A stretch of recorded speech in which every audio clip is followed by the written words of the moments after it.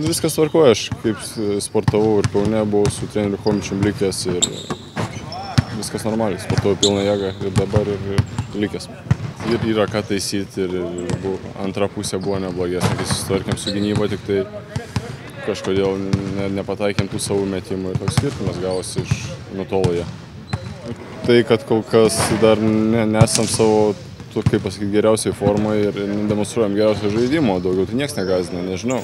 Aišku, tai neįprasta, kad toj prasideda čempionatas ir niekur nereikia važiuoti, nes visą laiką paprastai kažkur skrendi, ruošies kelionį ir taip toliau. O kaip atrodo, kodėl su ispanais rungtynės geros, o po kelių dienų toks prastas atrodo šalies žaidimas?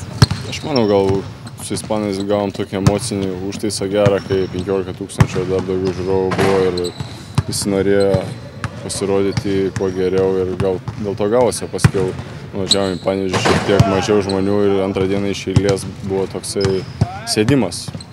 Gal dėl to taip ir buvo. Ar dar liko laiko pataisyti tas klaidas, ar jau? Liko, aišku, ir aš manau, kad ne tik tai prieš čempionatą, bet ir čempionato metu dar galima taisyti tas klaidas. Ir net to čempionato metu ta forma turi gerėti.